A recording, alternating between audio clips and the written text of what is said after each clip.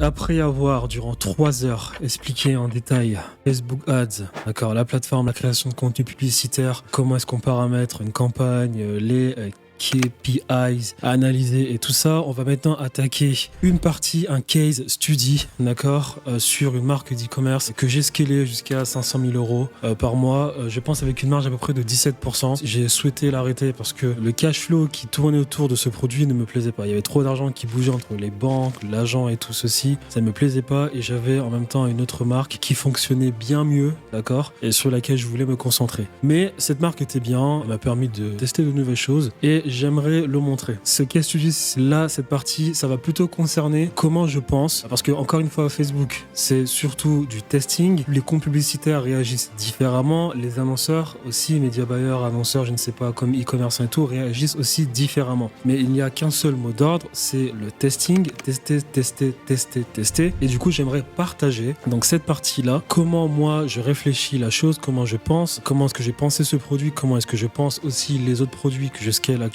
aussi. Maintenant, ma réflexion n'a pas changé, d'accord. Le case study que je vais montrer, il date de plusieurs mois, mais c'est la même réflexion que j'ai actuellement avec les produits que je fais, parce que en soi, ça n'a pas si changé que ça. Sur Facebook, la plateforme Facebook, les choses qui changent, c'est les trucs techniques, quoi. Le nom, campagne Advantage Plus, audience Advantage Plus, contenu publicitaire dynamique. Mais dans le fond, c'est pareil, d'accord. Dans le fond, le scaling, c'est pareil, il y a un mindset à avoir, et j'aimerais le montrer. Du coup, ce que je vais faire, là on est sur une campagne, ce que je vais faire, c'est que j'ai pris des screens, d'accord, des campagnes. Je vais vous montrer le produit ici, je vais tout vous expliquer en détail. Si cela peut vous aider pour vos produits à scaler et tout, je vous explique le mindset que j'ai, comment est-ce que je pense la chose, comment est-ce que je procède et tout. Alors, donc, on va commencer à ce niveau-là. Je vais du coup aller chercher, euh, chercher les screens. Donc le produit en question que je vais vous montrer, il est là. Je vais le montrer. Hop. Le produit. Alors, cherchons des images du produit. Voilà. Donc le produit en question, il est là. C'est une sorte de bodysuit, backless. Donc une sorte de... Comment ils appellent ça? De corset de... Comment est-ce qu'ils appellent ça, les femmes? Une sorte de body, voilà, dos nu. Voilà, une sorte de body dos nu. C'est super pratique pour les tenues de meufs en été. Ça a été super facile pour moi de scaler ce produit parce que si vous voulez, donc je vous explique, le pixel Facebook, lorsqu'il prend de la data, si tu lances des produits similaires au produit qui t'a permis d'exploser, en soi, il y a de très fortes chances que tu exploses le produit. Moi, sur tous les produits que j'ai scalés, c'était tous des produits qui se ressemblaient, d'accord. Je n'ai du coup targeté moi j'ai fait des millions en drop en ne targetant que les femmes. C'est plus facile pour moi, je comprends mieux la psychologie, je sais comment jouer sur les émotions, on va dire, si je peux dire ainsi. Voilà. Et du coup, ce bodysuit, je savais quel argument, je savais sur quel argument me baser. Je savais exactement quoi dire. On ne parle pas, encore une fois, lorsque tu parles d'arguments de bénéfices clients, tu ne parles pas de matière et de ceci, on s'en fout totalement. Tu parles des bienfaits du produit pour le lifestyle de la personne, du client, d'accord. Donc, c'est en tout cas le produit en question que j'ai pu scaler jusqu'à 500 000 euros. Après, j'ai décidé d'arrêter parce que j'avais un produit bien plus intéressant sur lequel je voulais me concentrer. Mais le pire, c'est que ce produit, j'ai toujours des commandes avec ce produit-là. Peut-être que je vais reprendre après, je sais pas. Mais voilà. Donc, j'espère que c'est clair à ce niveau-là. Donc, ça, c'est le produit. Je remontre encore. Ça, c'est une vidéo du produit. Ah non, ça, c'est... Ah bah justement, ça, c'est des arguments marketing que j'ai avec ce produit-là. Pour les tenues de nu, qui, bah, du coup, plaisaient beaucoup aux femmes. Je pense avoir montré beaucoup d'images déjà maintenant vis-à-vis de ce produit-là. Voilà, encore une autre image. Et voilà. Donc, maintenant que j'ai montré cette image, je vais vous montrer maintenant les ads. Et on va parler après de la partie ads. Alors, je vais vous montrer les ads. Je vais vous montrer 2-3 publicités. Après, je vais vous montrer du coup les campagnes que j'ai pu scaler et vous expliquer un peu comment je réfléchissais à la chose. Alors, par exemple, des publicités. Là, je vais vous montrer la publicité qui a ramené à peu près 60% des ventes. Donc, c'est celle-ci. The perfect backless bra. You can adjust and remove the straps. Great for low cuts. Holds the girls up. Easy to access at the bottom. No more straps showing.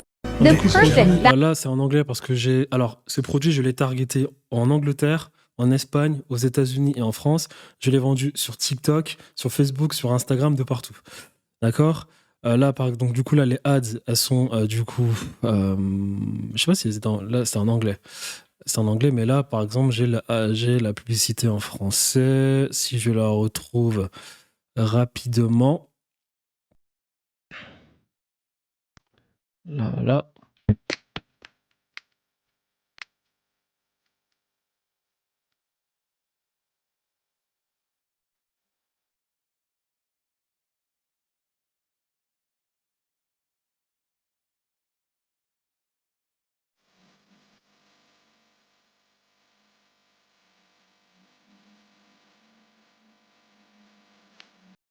Donc super, j'en ai plein des ads, hein, je peux encore en montrer. Je vais essayer de vous montrer que les meilleurs parce que comme ça c'est plus pratique.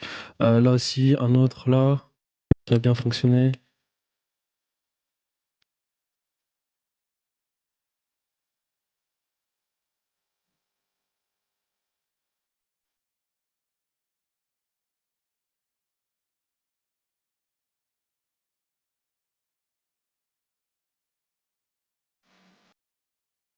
Nickel, encore un autre ici qui a super bien fonctionné.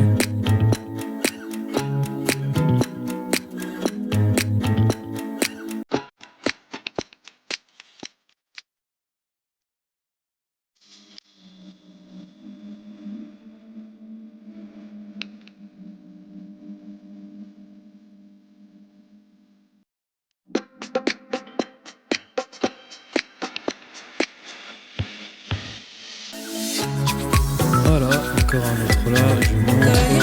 J'ai certaines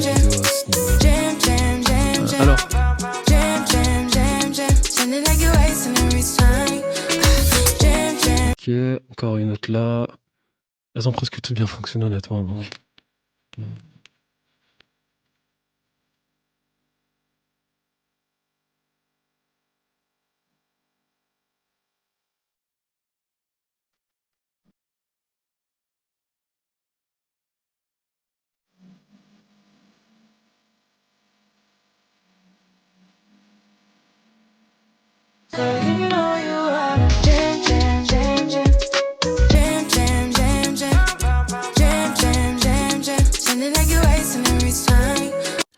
Voilà, c'est bon, je pense en avoir suffisamment montré. Alors, je vous explique déjà pour trouver le produit.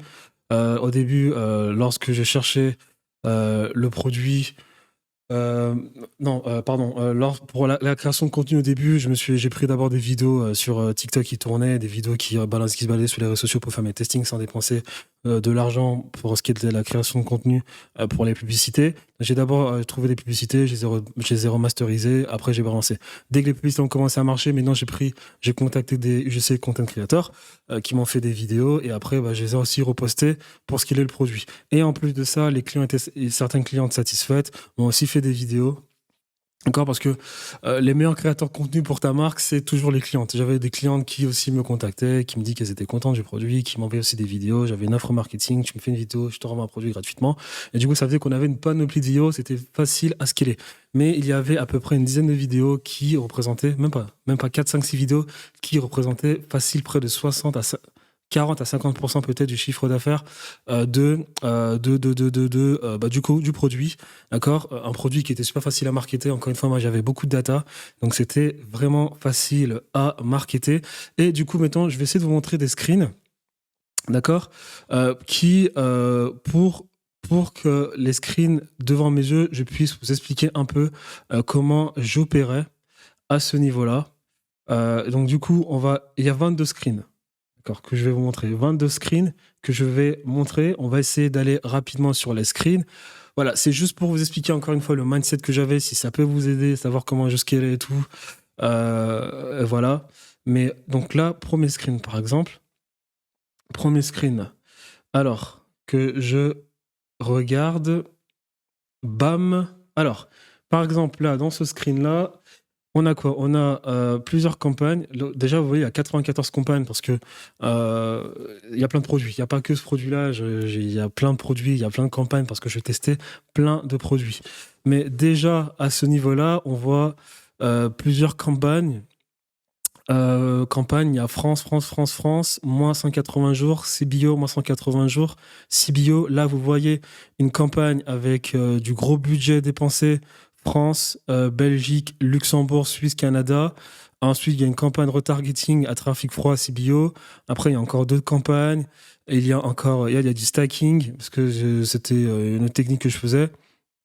Voilà. Et là, vous voyez 200 000 euros qui ont été dépensés. Je sais même plus quelle est la campagne qui a le plus dépensé. Mais vous voyez en bas, là, il y a Belgique, Canada, Luxembourg, Suisse, premier groupe Facebook. D'accord. Donc là, on va faire une sorte de mélange entre plusieurs screens. Voilà. Ici, j'ai pris un autre screen encore. Donc, c'est la continuité, en fait, de ce qu'on a. Ici, par exemple, voilà, Belgique, Canada, Luxembourg, Suisse. Là, il y a premier Facebook. Là, c'est une nouvelle campagne. Il y a New retargeting et tout. Parce que là, c'était du retargeting. Je vais encore prendre deux autres screens pour bien vous expliquer mon mindset. Donc là, par exemple, on est à l'intérieur d'une campagne où il y a plein d'intérêts. Plein d'intérêts. D'accord? Je vais encore prendre une autre campagne. Hop. Un autre screen. Donc, toujours avec des intérêts. Oh, il y en a plein. Il y en a 126. Parce que je faisais plein de tests. Encore une fois, je dis, moi, je teste beaucoup. C'est la règle. Mais une fois testé, après, une fois que tu as suffisamment de tests, il faut avoir le minimum de campagnes. C'est-à-dire que moi, lorsque j'avais suffisamment testé les choses, j'avais à peu près 5 campagnes qui tournaient, pas plus que ça, même pas 5. Je crois que même pas plus de 5 campagnes. Là, encore un autre screen avec plein de campagnes que vous voyez là, France. Tac, voilà, montant dépensé 50 000, 17 000, 16 000, 16 000, 17 000. C'était plein de tests que j'ai fait jusqu'à m'arrêter à avoir 3 ou 4 campagnes, je sais plus exactement. Je faisais plein de tests. J'ai peut-être la mauvaise habitude de trop tester, peut-être. Mais les tests, c'est important.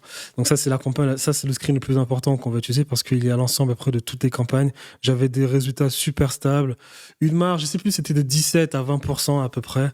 Mais j'avais un autre produit qui avait une marge de 25% et qui était plus facile en termes de vous savez, la livraison, les produits, les retours de produits, moins de retours, moins de remboursements, meilleure qualité, c'était meilleur. Ok, voilà, donc j'ai analysé du coup toutes les screens. On va analyser chacun des screens. On va essayer d'aller pas trop en profondeur, sinon la vidéo va durer 1000 ans. Mais je vais essayer de donner le maximum de feedback en fonction de ce produit, de comment je réfléchis. Parce qu'en réalité, je réfléchis de la même manière lorsque je scale mes produits.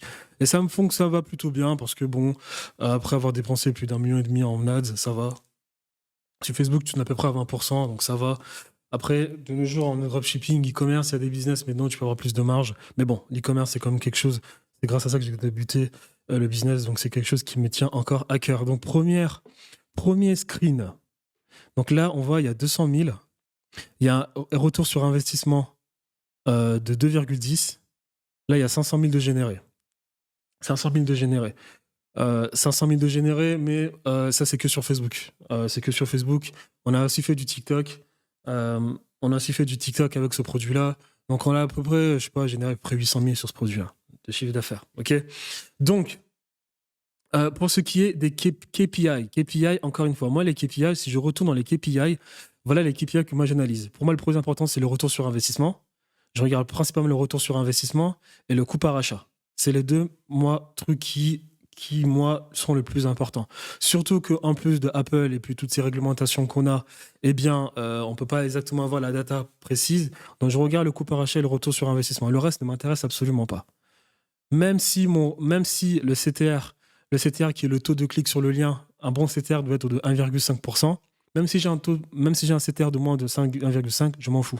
Si mon coût par achat est bon, mon retour sur investissement est bon, je m'en fous totalement à ce niveau-là. Donc moi, ici, par exemple, pour mes KPI, je les classe de cette manière-là, le plus important au moins important. Donc du coup, j'ai le retour sur investissement en premier, le montant dépensé, la valeur des conversions par achat pour avoir du coup le chiffre d'affaires, quoi, le coût par achat, super important. Pour moi, le coût par achat est plus important que le retour sur investissement parce que si je prends un exemple, encore une fois, que j'ai donné en début de vidéo, si on a un chiffre d'affaires dans le premier cas de 300 euros et un chiffre d'affaires dans le deuxième cas aussi de 300 euros, mais qu'on a dans le premier cas 5 acheteurs et le deuxième cas 10 acheteurs, 5 acheteurs parce qu'il y a un acheteur qui a acheté 5 fois plus que les autres, alors que dans le deuxième cas, on a 10 acheteurs qui ont acheté tous le même produit. Dans le deuxième cas, je vais avoir un coût par achat bien meilleur que le premier cas.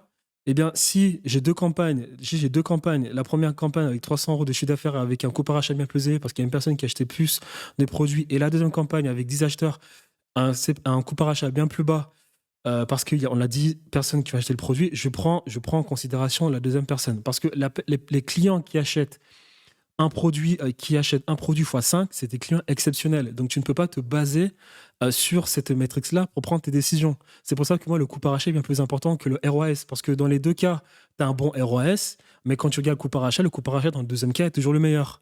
Parce que c'est plus constant. Les clients qui viennent et qui achètent 5 fois un produit, c'est anecdotique. Donc, c'est pour ça que pour moi, le coût par achat est la chose la plus importante. Donc là, encore une fois, on est en train de dire, le but de cette vidéo, c'est que j'explique mon mindset. D'accord? Donc, c'est pour ça que moi, le coût par achat, c'est la métrique la plus importante, suivi du ROS. Après, il y a le CPM. Donc, j'avais des CPM de combien? Si on est toujours sur mon écran. Est-ce qu'on est toujours sur mon écran? Ouais. J'avais des CPM de combien? De 5. C'est exactement ça. Un bon CPM en France, il est de 5. Récemment, la publicité, ça fait que bombarder. Donc, si tu as déjà moins de 10 en France, c'est que tu es chanceux. D'accord? Moi, faut savoir que ce compte publicitaire que j'utilisais, il avait à peu près de, je sais pas, 300 000, 400 000 de dépenses sur ce compte. C'est pas là, 200 000, mais en plus de ça, il y avait déjà de l'argent qui est dépensé sur d'autres comptes. Donc, à cause juste de ce compte, j'avais Facebook qui marcelait tous les jours.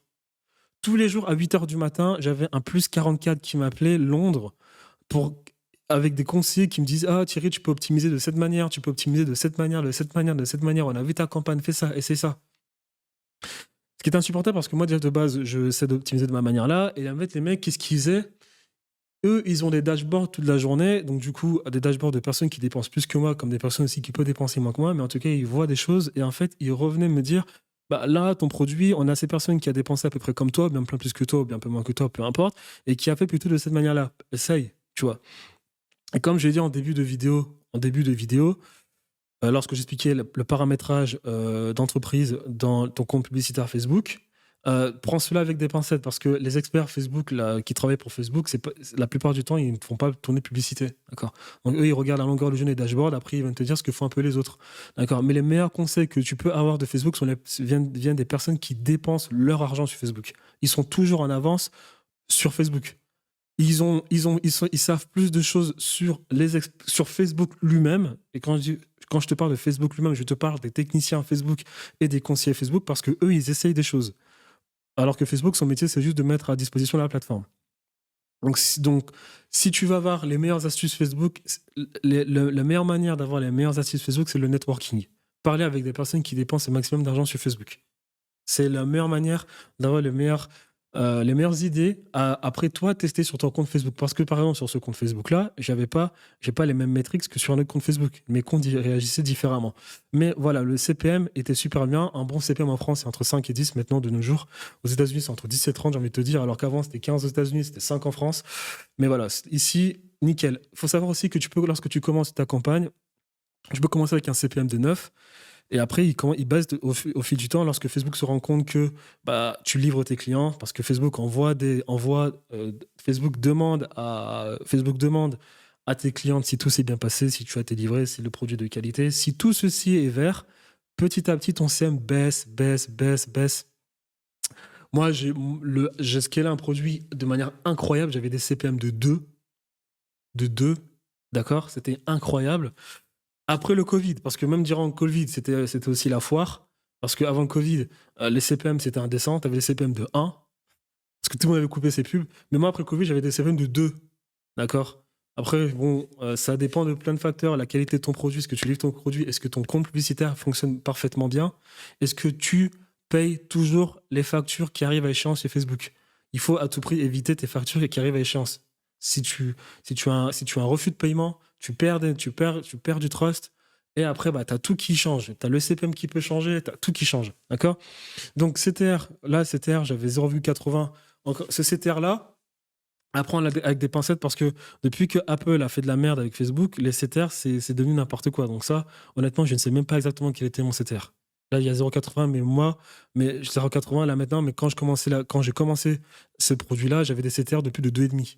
Donc je ne sais pas, tu vois. C'est pour ça que je te dis que j'ai arrêté de me prendre la tête avec les KPI à cause de Apple. Je regarde que le coût par achat, le prix de ma publicité CPM et le retour sur investissement. Le reste, je ne regarde pas. Moi, je t'explique encore mon mindset.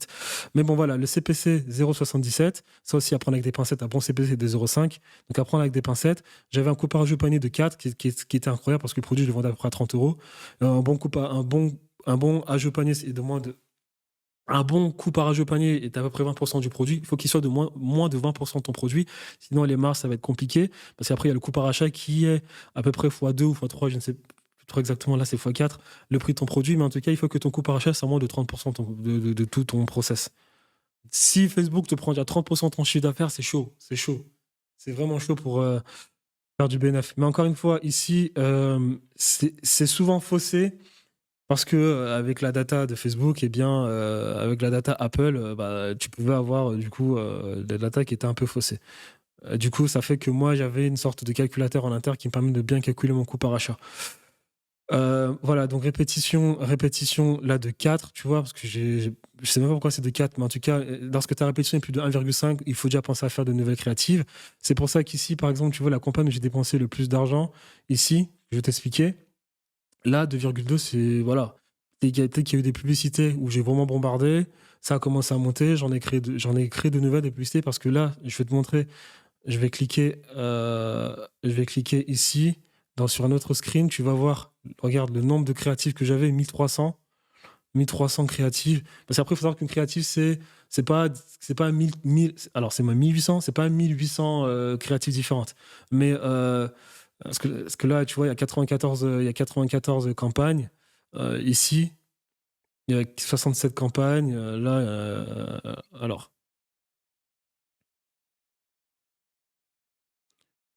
126 ensembles de publicités, 67 campagnes. Voilà, il y a 67 campagnes. C'était pas que le produit. J'avais d'autres produits que je testais. Donc là, 1800, 1800, c'est pas 1800, mais il y en avait plus de 1000. Parce que déjà, plus de 1000, il y avait les assets que j'ai redupliqués, mais il y avait aussi les créatifs. Et pour ce qui était des créatifs, j'en avais près d'une centaine. Près d'une centaine. Je teste sans arrêt. Sans arrêt. Sur les centaines de créatifs que j'avais, excuse-moi, il y en avait moins de 8 qui performaient de fou et les autres moyens, qui nous permet de faire plus de chiffre d'affaires. Mais il y en avait plus de 100. Donc c'est pour te dire à quel point le testing est important.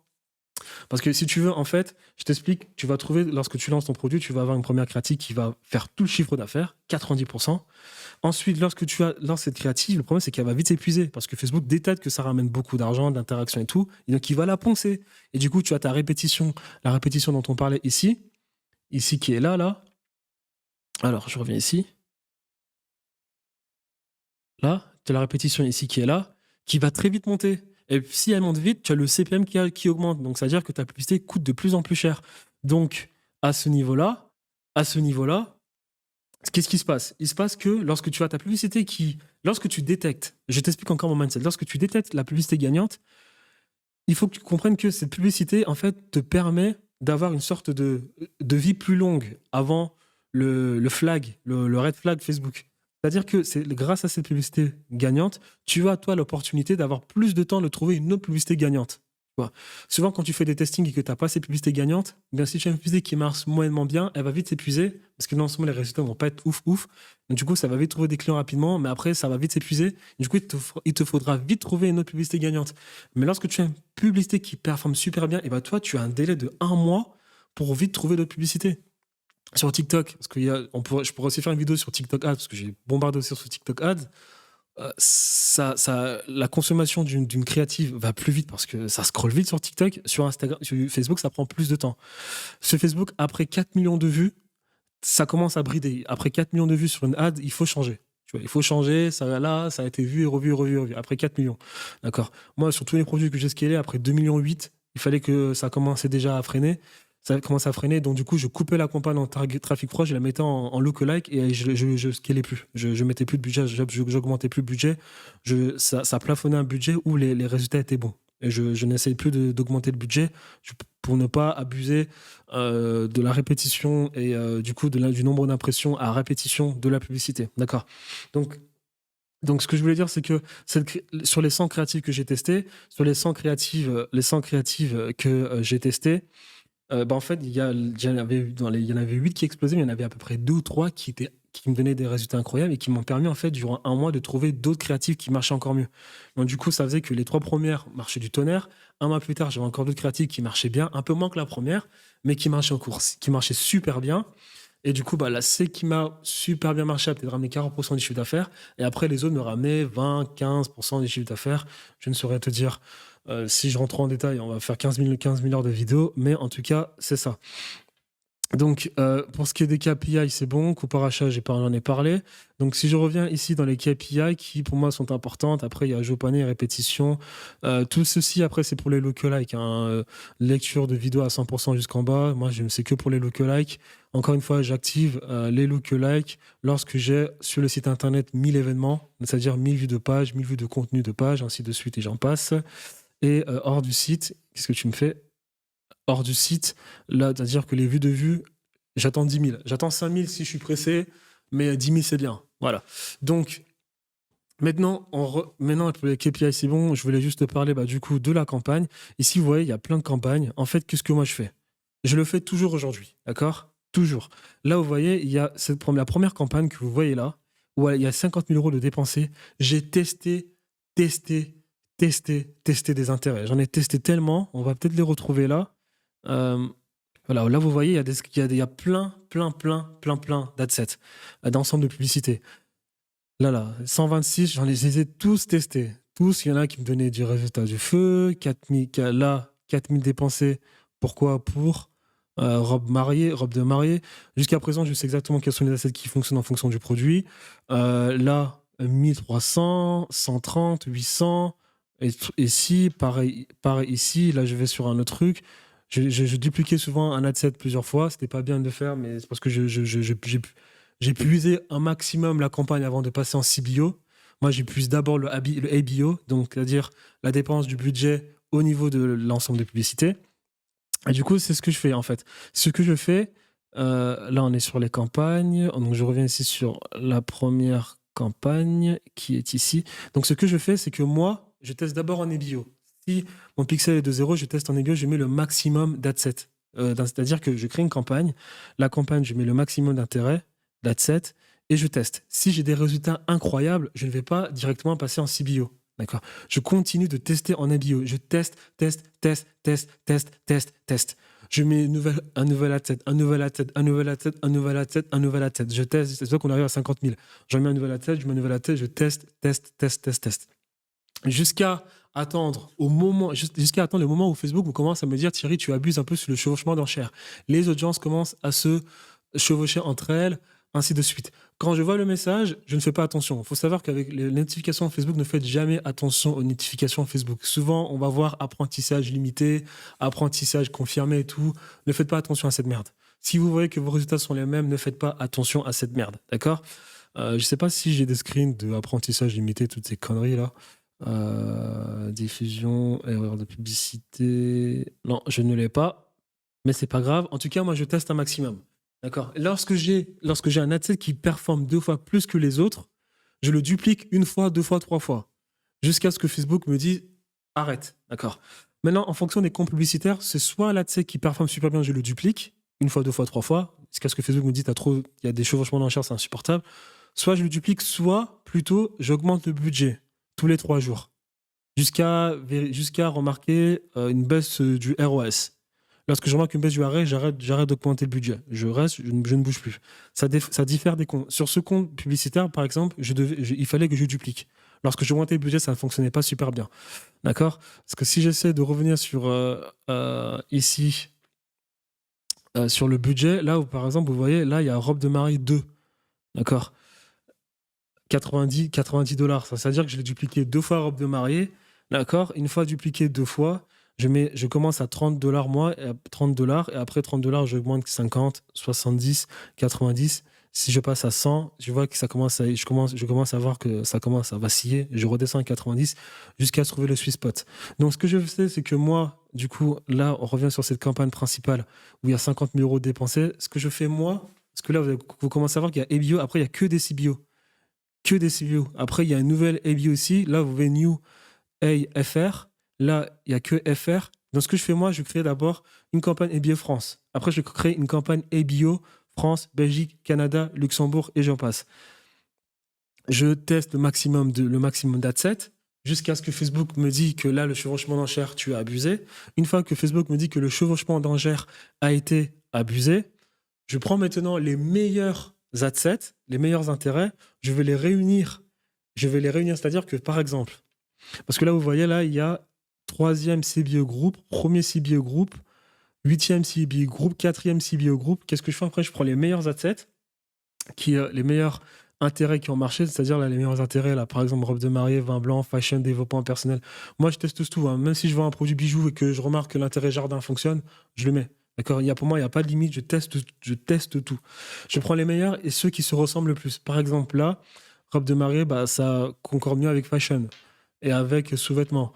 Alors que développement personnel va mieux concorder avec, qu'est-ce qu'on avait là, bon là, il n'y a pas, mais voilà, photo de mariage va bien concorder avec mariage, avec bruit de met, avec Etsy. On va prendre les intérêts qui sont un peu similaires et je vais tous les regrouper dans un adset. C'est-à-dire que dans l'adset, par exemple là, dans un adset, si je mets modifier, ici, là, dans un adset, ici, j'espère qu'on voit mon écran, ok, je vais ici, là, rajouter tous les intérêts. Donc, je vais mettre robe de mariée, ensuite je vais ajouter Etsy, voilà, ainsi de suite. Voilà. Donc, je prends les meilleurs adsets qui ont fonctionné, donc ça je ferme, je prends les meilleurs adsets qui ont fonctionné et je les réunis dans un pack. Il est important que je les réunis, en tout cas, pour en faire un nouvel adset, d'accord? Je fais ça 3 fois. Donc, c'est-à-dire que je vais créer 3 adsets avec plein d'adsets réunis. J'ai pris les meilleurs. J'ai pris les meilleurs de cette campagne. Dans cette campagne, c'est là où je fais mon fourre-tout.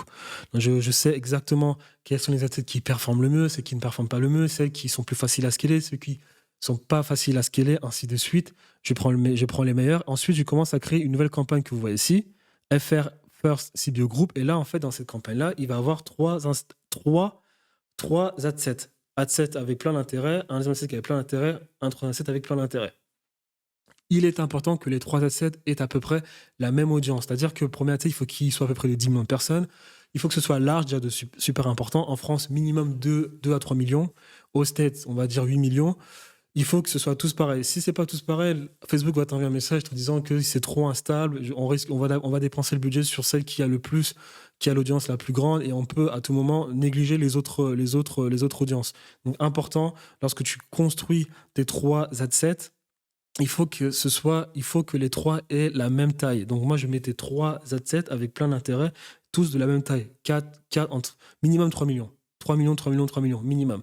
Alors, je ne sais pas si je pourrais trouver un screen. Alors, malheureusement, je ne trouve pas de screen, mais bon, en tout cas, c'est comme ça. C'est-à-dire que, étant donné que j'ai testé facilement 50 ensembles de publicités au début, même 30, je ne vais pas tous les prendre et les mettre dans une campagne, hein. Je vais prendre les meilleurs, les mettre dans une première campagne, d'accord? Les laisser après s'amuser dans une campagne CBO que vous voyez, la First CBO Group. Ensuite, la première campagne d'origine qui est ici, je vais laisser tout quand même tourner. C'est-à-dire que même si robe mariée, je l'ai mis dans une campagne, tant que Facebook ne me dit pas qu'il y a trop de chevauchement d'enchères, ça va pas tirer, il faut arrêter, je ne coupe pas. Je ne coupe jamais. Ne jamais couper ce qui fonctionne. Ne jamais couper ce qui fonctionne. D'accord? Donc, jusqu'à ce que je laisse tourner. Pendant que je laisse tourner, cette campagne fonctionne bien. Dans la campagne d'origine, je rajoute encore des nouveaux intérêts. Mon fourre-tout. Je rajoute de nouveaux intérêts, voir ce qui fonctionne. Sur le long terme, ça peut pas fonctionner parce que, évidemment, Facebook te dit qu'il y a des chevauchements d'enchères. Mais au moins, tu sais déjà, mais au moins, tu as, pour en tout cas la première semaine, un retour sur l'intérêt, comment est-ce qu'il fonctionne vis-à-vis de ton produit. Donc, je rajoute tous les jours de nouveaux intérêts dans ma campagne de base qui est ici. Lorsque je rajoute de nouveaux intérêts, une fois que Facebook me dit Thierry, c'est bon, là, t'as abusé, je vais les retirer, créer encore une nouvelle campagne, CBO, où je vais prendre encore les meilleurs intérêts, les mettre dans un ad set avec plusieurs intérêts. Et c'est ce que vous allez voir là. Là où vous voyez troisième CBO groupe, quatrième CBO groupe, huitième CBO groupe, c'est exactement pareil. C'est-à-dire que j'ai emmagasiné plein d'intérêts dans la campagne de base. Dès que Facebook me dit que tu as fait trop de changements d'enchères, je coupe et je les prends, je vais les transférer dans une campagne CBO où je mets plusieurs intérêts dans un ad set. D'accord. Donc, ce qui m'a donné des résultats pareils. Ça m'a donné quoi? Ça m'a donné une campagne où j'ai pu dépenser 17 000 euros avec un ROAS de 2,91, première de 91. Aussi, quand je crée mes campagnes de base, par exemple, là, vous voyez, là, il y a Belgique, Canada, Luxembourg, Suisse, premier groupe. Ben, en fait, souvent, j'ai pris cette campagne qui fonctionne super bien. Je suis allé directement targeter après les autres pays francophones. Parce que si ça fonctionne en France, ça fonctionne partout ailleurs. Donc, j'ai exactement la campagne de base à bio, je l'ai mis après, je l'ai transvasé avec les mêmes intérêts en Belgique, France et trucs. Moi, je divise toujours la France et les autres pays. Parce que moi, la France, c'est le pays le plus gros où tu fais le gros scaling. J'ai pas envie de mélanger la France et les autres pays. J'ai besoin d'avoir mes yeux sur la data en France. Souvent, c'est peut-être pas recommandé, hein. Il y a peut-être d'autres experts qui vont vous dire mélanger tout. Moi, je fais pas ça. Moi, je bombarde d'abord en France. Dès que c'est en France, ça fonctionne. Après, j'attaque la Belgique, la France, le Luxembourg, la Suisse et le Canada. C'est pour ça qu'ici, vous allez voir, là, il y a France, ici, la AFR, ici. Mais vous allez voir après en bas, normalement, il y a Canada, Belgique. Canada, Belgique, c'est pas ici. Alors, laissez-moi trouver ça. Voilà, ici, là, vous voyez, France, Belgique, Luxembourg, Suisse, Canada.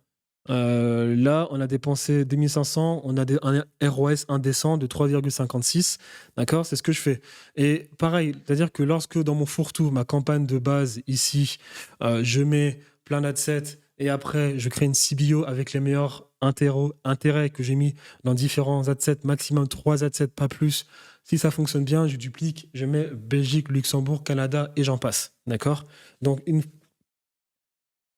fois que c'est fait, après, c'est que du scaling. On augmente le budget, on diminue le budget, on augmente le budget, on diminue le budget. Pour ce qui est des créatives, donc là, attendez, je regarde. Donc là, j'ai fait ça une troisième fois, une fois. Ici, j'ai fait ça avec d'autres pays. Après, il y a le retargeting. J'ai fait ça jusqu'à 8 campagnes.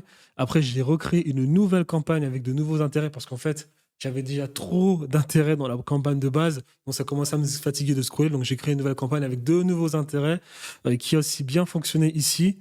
D'accord? Le stacking que vous voyez là, en fait, c'est quoi? C'est que lorsque je remarque, c'est-à-dire que moi, je fais une première fusion, deuxième fusion, troisième fusion. Là, vous voyez le stacking là. Et bien, en fait, c'est quoi? C'est que les campagnes CBO que j'ai créées là, 3, 1, 8, 4, et bien, en fait, si je commence à avoir une baisse de régime, je vais prendre le meilleur intérêt. Par exemple, la campagne 1, il y a intérêt, il y a quoi? Il y a adset 1, 2, 3.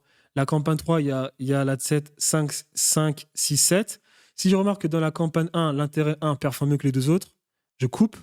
Et si je remarque que dans la campagne 3, l'adset 5 performe mieux que le 6 et le 7, je coupe le 6 et le 7. D'accord? Je laisse tourner. Après, pour encore épurer la chose, pour encore compresser, abuser de la chose, je vais prendre les intérêts les meilleurs de ces campagnes CBO et je vais encore les réunir dans une nouvelle campagne CBO.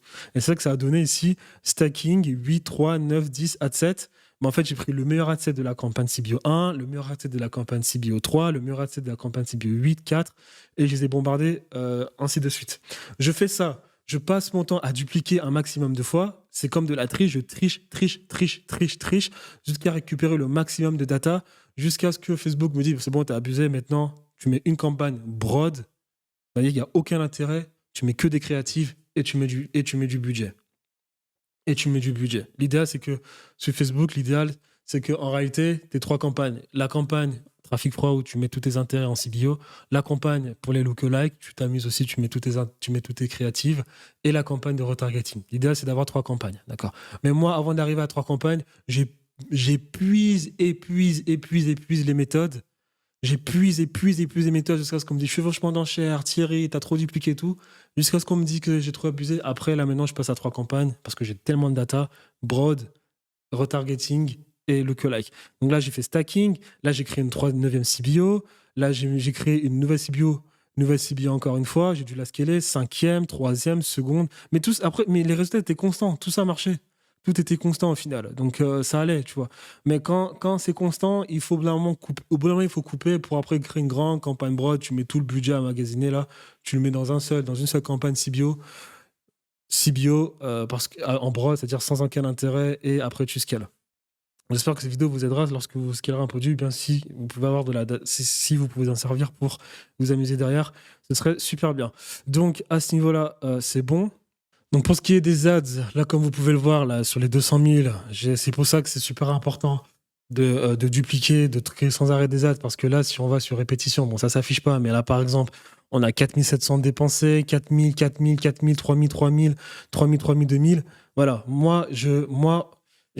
encore une fois, j'explique. Étant donné que je triche beaucoup, je duplique, réplique, je réutilise dans une autre campagne et tout ceci, cela, pour un maximum ne pas me faire hypercuter par les enchères Facebook qui m'envoient trop de notifications, je crée le maximum de créatives pour que la chose dure le plus longtemps possible jusqu'à me retrouver avec une campagne en broad sans intérêt et mettre que du budget. Je crée le maximum de créatives. Et dans ces campagnes en broad, tu remets les meilleures créatives et après, une fois que tu as fini de jouer au jeu de chat et de la souris, c'est-à-dire créer des habillots, créer les meilleurs intérêts, tu les mets dans une campagne CBO et tout. Lorsque tu créeras de nouvelles adsets, tu les mets tous dans une campagne broad où tu vas dépenser suffisamment de budget. Et là, après, c'est qu'un travail de créatif, d'optimisation au niveau des créatifs, c'est peu au niveau des intérêts, et j'en passe. Donc ici, c'est pour ça que là, j'ai plein de créatifs, parce qu'au bout d'un moment, j'étais obligé de le faire. Et là, j'ai tellement créatif, mais toujours avec les mêmes résultats, quoi. 2000 euros dépensés, là, 2000 euros dépensés, ROS de 3, 4, 4, 4, 4, 4. Et voilà. Donc ça, c'était pour les créatives. Donc là, par exemple, ça, c'était ma meilleure créative. Alors celle-là, elle a fait 1 300 000 vues, 1 300 000 vues.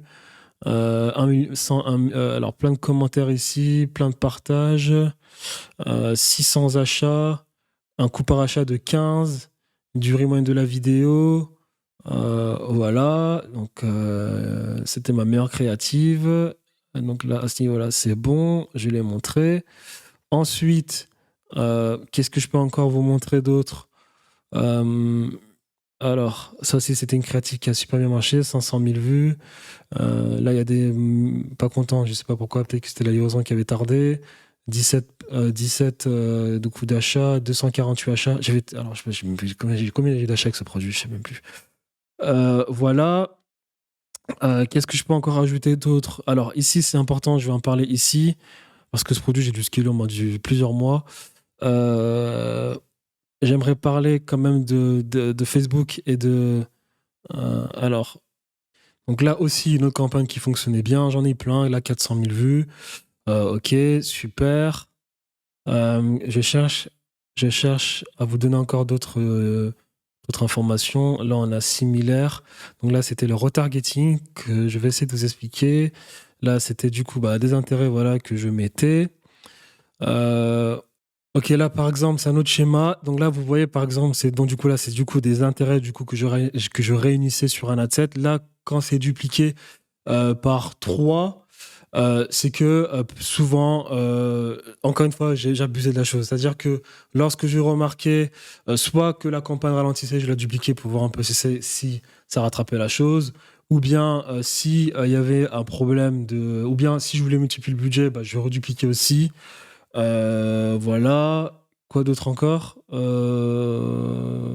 C'est tout, quoi. Parce que là, je vois, il y a 3 000 euros, 9 000 euros dépensés, 400 euros dépensés, 200 euros dépensés.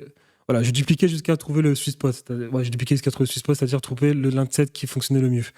Un adset, je pouvais le dupliquer 3 fois pour voir un peu comment ça fonctionnait. Est-ce que le retour sur investissement allait être le même ? Si ce n'était pas le même, je vais laisser tourner plusieurs jours jusqu'à avoir celui qui fonctionnait le mieux et couper les autres. Donc, encore une fois, je faisais tellement de tests. Je vous dis ça, c'est que vu que Facebook dépense de minuit à minuit, moi, je m'installais à 22h. Bon, je m'installe toujours à 22h. Je m'installe à 22h chez moi et puis je m'assois Je commence à regarder ce que je peux faire là, qu'est-ce que je peux faire là, qu'est-ce que je peux faire là. Ah, cette personne m'a envoyé une nouvelle créative, ses clientes m'envoient une nouvelle créative, j'essaie tu GC Creator qui m'envoie une nouvelle créative, je peux faire ça, je peux faire ça. Ça me prenait 2 heures, mais c'était du kiff, quoi. Donc voilà, qu'est-ce que je peux ajouter encore? Euh, alors, qu'est-ce que je peux encore ajouter? Donc là, j'ai pas montré mon écran en le disant, mais l'écran, voilà, c'est là, hein. C'est là où j'ai dupliqué des campagnes jusqu'à trouver celle qui me fonctionne le mieux. Par exemple, c'est là, 10 000 euros pour 7 ad 7 où j'avais réuni les meilleurs intérêts. Voilà, 10 000 euros, un retour sur investissement de 3. J'aimerais maintenant juste parler du retargeting et du lookalike. Alors, pour le retargeting, par exemple, qui est ici, alors là, il y a retargeting trafic. Là, WT signifie trafic tiède. Et après, j'ai un retargeting ici, trafic. Alors, retargeting, j'ai dupliqué combien de fois là? Ici, alors là, j'ai France. France. Je vais redupliquer une campagne de retargeting, ok. Et j'ai aussi un autre retargeting en trafic chaud que je ne retrouve pas. Alors, pour ce qui est du retargeting, parce que là, par exemple, vous avez retargeting ici, là. Je ne retrouve pas la campagne en trafic chaud, mais là, par exemple, cette campagne retargeting, là, c'est FR, RTG, trafic tiède, retour sur investissement de 3, 6 000 euros de dépensés. Et après, on a ici RTG, trafic tiède, 10 000 euros dépensés. Donc 16 000 euros en retargeting, ici et ici. Voilà. C'est-à-dire que j'ai eu un problème, j'ai dû redupliquer la campagne. Alors, le retargeting, je l'ai expliqué en début de vidéo lorsque je paramètre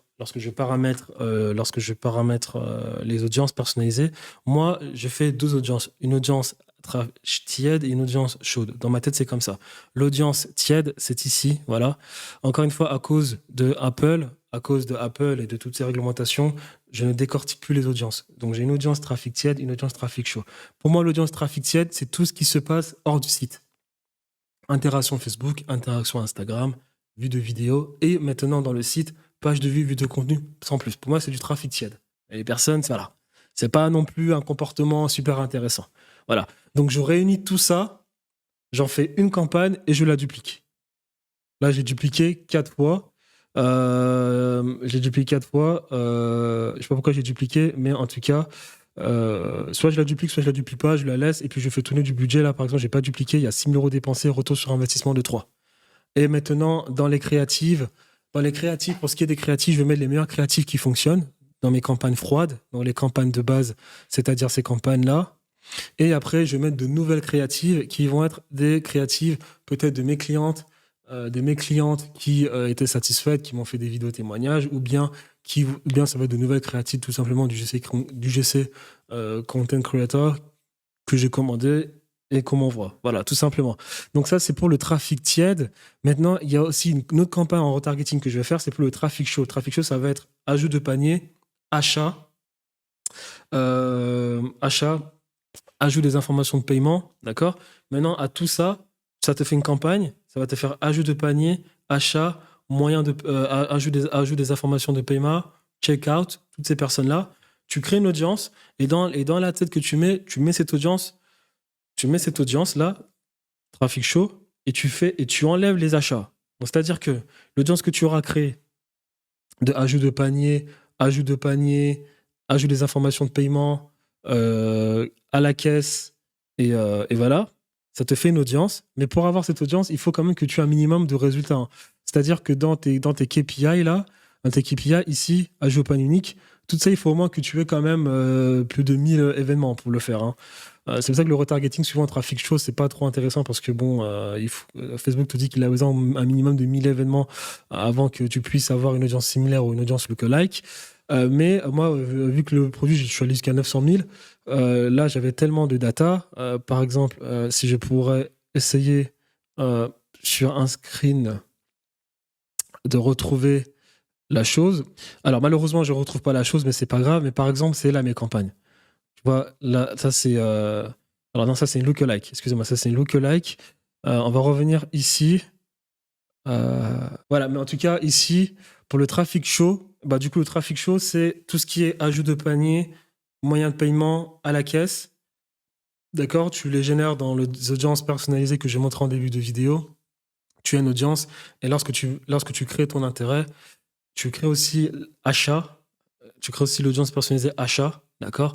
Et en fait, tu vas exclure les personnes ayant acheté ton produit. Ça te fait le traffic chaud, d'accord? Et ensuite, tout simplement, ça te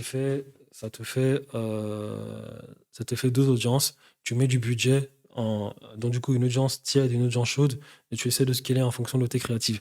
Après, tu as maintenant les lookalikes. Les lookalikes, du coup, ça, c'est les lookalikes, hein. J'ai plutôt fait une erreur. Les lookalikes, ça va être, du coup, là, par exemple, j'ai un screen ici, que vous voyez ici. Lookalike, je vais prendre le trafic chaud, c'est-à-dire le trafic tiède, c'est-à-dire interaction avec la page Facebook, interaction avec le compte Instagram, vue de vidéo et j'en passe. Une audience, je mets que des lookalikes de 0 à 5% que j'ai montré en début de vidéo. Donc, lookalike 0 à 5%, ça me fait une audience et je réunis tout ça, ça me fait l'audience trafic tiède.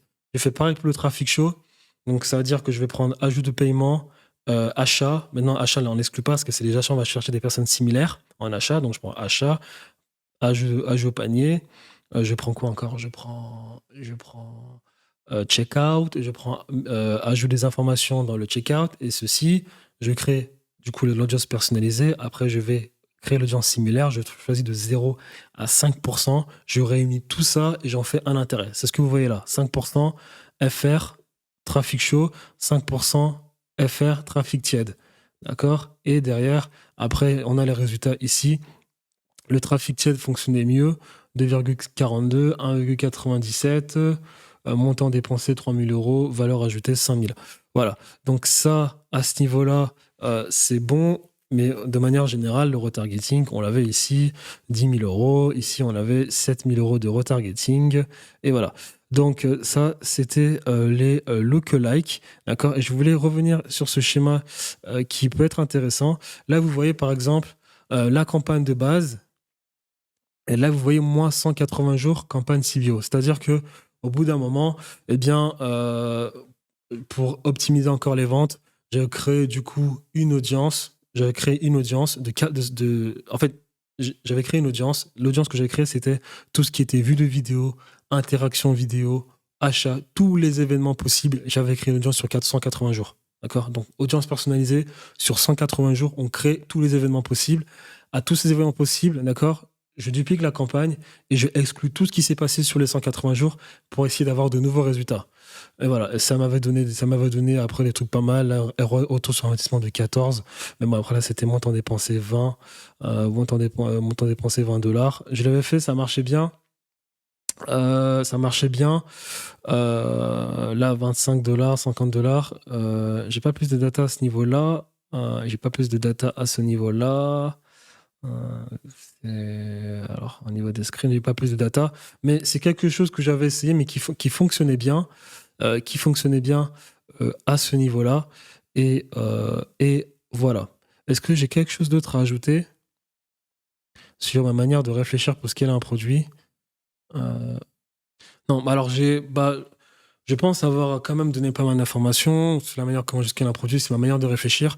Encore une fois, moi, c'est ma manière de faire. Il y a peut-être d'autres experts qui vous diront pas de le faire. Moi, c'est ce que je fais pour moi, ça fonctionne bien pour moi en tout cas. C'est comme ça que je le fais, c'est comme ça que je réfléchis. J'épuise, je teste, je bombarde le CBO, je teste plein d'intérêts pour avoir le maximum de data, pour après les balancer en CBO, ainsi de suite, jusqu'à avoir épuisé la chose et ensuite partir sur 3 campagnes, retargeting, lookalike et broad. Broad, c'est-à-dire on met aucun intérêt, on met que des créatives. C'est comme ça que je fais la chose, d'accord? Il y a des personnes qui vous diront de ne pas faire comme je fais, c'est-à-dire que au lieu d'épuiser la chose directement, partir en broad et le faire, d'accord? Moi, j'ai tenu à le faire de cette manière-là. Pour d'autres produits, j'ai moins épuisé la chose. Pour d'autres, je l'ai épuisé. Ça va dépendre des produits. Il y a des fois où j'ai la flemme de le faire. Voilà. Par exemple, pour ce produit-là, j'avais tellement épuisé la chose que le produit que j'avais lancé ensuite, j'ai pas fait ça parce que j'avais tellement de data que j'ai directement testé certains adsets, j'ai testé certains adsets, certains intérêts, certains ensembles de publicité. J'ai vu que ça marchait. Je suis directement parti en broad et j'ai fait mes testings sur les créatives. D'accord. Mais c'est une approche que moi j'utilise et qui fonctionne bien pour moi. Voilà. Qu'est-ce que j'ai d'autre à ajouter? À ce niveau-là, c'est bon. Donc, le produit, bah, voilà, j'espère qu'en tout cas, il y avait pas mal de data à prendre en considération. Il y a plein de data, je suis allé vite, donc n'hésitez pas à regarder n'hésitez pas à regarder la vidéo une deuxième fois si c'est utile. Et voilà.